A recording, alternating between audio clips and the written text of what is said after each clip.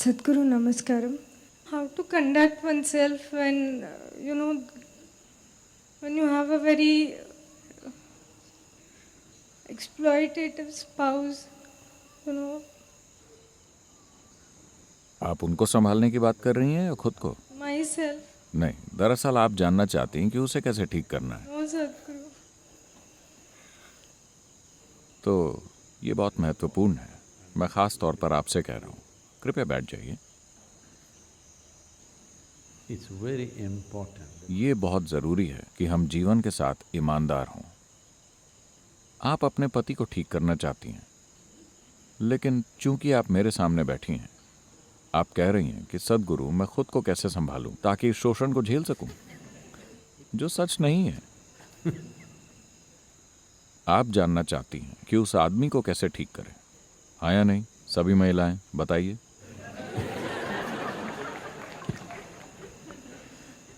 अगर आपको लगता है कि हम नहीं जानते कि वो क्या हैं, हम आपके पति की बात नहीं कर रहे, मुझे नहीं पता कि वो क्या हैं, लेकिन अगर आपको लगता है कि वो शोषण करते हैं तो जाहिर है कि आप उसे ठीक करना चाहती हैं, है ना?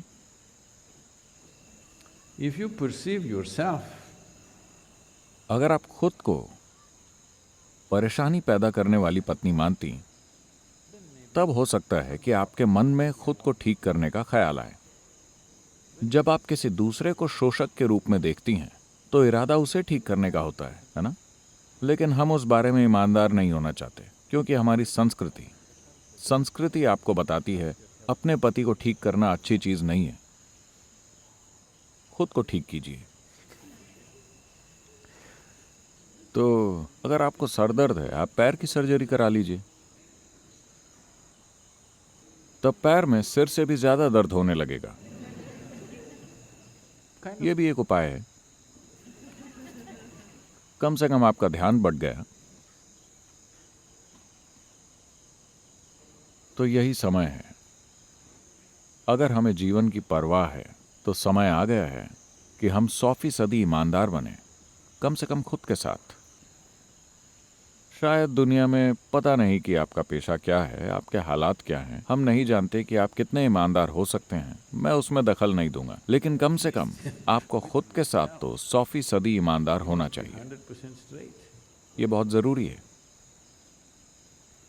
Otherwise, वरना न तो आप और न ही आपके जीवन के हालात कभी ठीक होंगे। सिर्फ शिकायतों के साथ जीवन चलता रहेगा।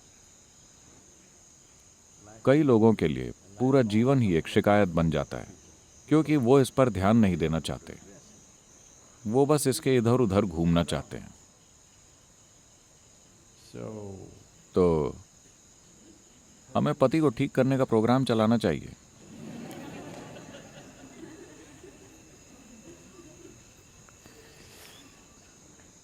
हमने बहुत से पतियों को ठीक किया है क्योंकि वो ध्यान करने लगे और अचानक उनका शोषण करने वाला स्वभाव चला गया, क्योंकि अब वो किसी दूसरी चीज में व्यस्त हैं।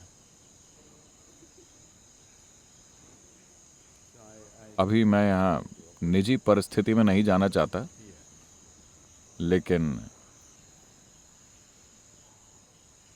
आपको अपने अंदर और अपने परिवार के अंदर ध्यान का गुण लाना चाहिए। ये एक ऐसी चीज है जिसका निवेश हमें अभी जीवन में करना होगा।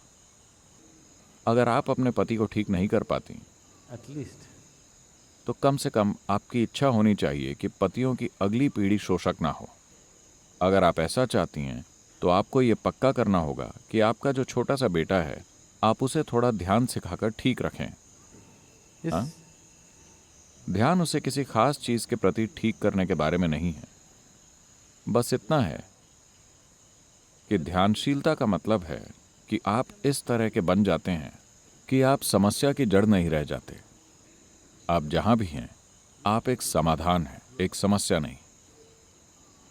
अगर आप एक समाधान बन गए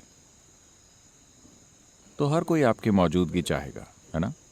चाहे वो आपका ऑफिस हो, परिवार हो, सड़क हो या जहां भी हो, जो कोई भी समाधान जैसा लगता है उस इंसान को हर कोई चाहता है, आया नहीं? अगर आप एक समस्या हैं तो आप उनमें से हैं जो समस्याओं के बारे में शिकायत करता रहता है, तो कोई भी आपकी शक्ल नहीं देखना चाहता, आपको पता होना चाहिए।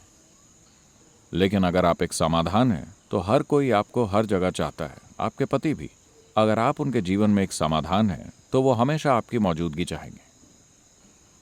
हाँ, तो ये बहुत ज़रूरी है, सिर्फ आपके लिए ही नहीं, हर किसी के लिए महत्वपूर्ण है कि हम ये समझें, हमें समझना होगा कि अगर हम जीवन के इस अंश को जीवन का खुशहाल अंश बना लेते हैं, यही बुनियादी चीज़ है। अगर आप ऐसा करेंगे फिर उसके बाद आप तय कीजिए कि आपको शादी करनी है, नहीं करनी है, बच्चे चाहिए, बच्चे नहीं चाहिए, ये सब चीज़ें आप बाद में तय कीजिए। जब ये दुखी है तो इसे आगे बढ़ाने का आपको कोई हक नहीं है कि नहीं? मेरी अपने पति के साथ नहीं बनती, मेरी अपनी पत्नी के साथ नहीं बनती, पहले ही ढेरों बच्चे पैदा हो रहे हैं, क्यों? अगर आपकी बनती नहीं तो ये कैसे हो रहा है? Because क्योंकि हमने अचेतन होकर जीना चुना है। मैं नहीं कह रहा कि ऐसे रहिए या वैसे, आप चाहे जो भी करें, आप उसका चुनाव सचेतन होकर करें, बस ये पूरी तरह से जानते हुए कि इसका क्या नतीजा होगा। हाँ, इतनी जिम्मेदारी तो हर किसी को लेनी ही चाहिए, है ना? अगर आप ये चीज़ जीवन में नहीं लाते तो आप पूरा जीवन शिकायत ही करते रहेंगे। मैं आपको ये नहीं बताऊंगा कि अपने विवाहित जीवन को कैसे संभालें, आप अपने जीवन में इतना तो लाइए।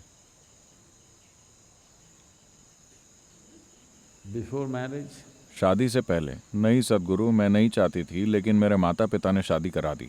शादी के बाद मैं इस विवाहित जीवन में नहीं रहना चाहती, लेकिन मेरे बच्चे हैं। बच्चों के बड़े हो जाने के बाद लेकिन मुझे अपने नाती पोतों के आने का इंतजार करना होगा। देखिए, आपने खुद को इस तरह का बना लिया है that कि आप एक अचेतन प्रक्रिया का नतीजा हैं, आप एक सचेतन प्रक्रिया का नतीजा नहीं हैं। जब आप एक अचेतन प्रक्रिया का नतीजा हैं तो आपका जीवन एक दुखद संयोग ही होगा। हाँ, it's time. समय आ गया है कि हर इंसान कम से कम इसे बदलने की जिम्मेदारी तो ले, तब हम बड़ी चीजों की बात कर सकते हैं। अपनी चेतना के शिखर तक पहुंचना, मुक्ति, मोक्ष, इन शब्दों को बस यूं ही मत कहिए। Cheaply. इन शब्दों का प्रयोग न करें, पहले बुनियादी चीज को ठीक कीजिए। बुनियादी चीज बस यही है, आप अभी जो भी हैं ये आपका ही बनाया हुआ है। या तो आपके पास इसे बदलने का साहस होना चाहिए या फिर आपको इसमें रहना सीखना होगा। हाँ, हाँ या नहीं? आपके पास या तो इसे बदलने की हिम्मत होनी चाहिए या आपको इसमें रहना सीखना होगा। इनमें से एक चीज करनी होगी। जीवन भर यूं ही शिकायत करते रहना किसी काम का नहीं है। हमें बस इतना समझना चाहिए कि अगर हम किसी खास अवस्था में हैं तो हर चीज हमारे खिलाफ लगती है। आप इसे ठीक कीजिए, उसके बाद आप तय कीजिए कि जीवन कैसा होना चाहिए। यहां रहने का एक नतीजा है, बाहर निकलने का दूसरा नतीजा है। हर चीज का एक नतीजा होता है, लेकिन कम से कम इसे एक सचेतन नतीजा होने दें, एक असहाय और अचेतन अवस्था में होने के बजाय।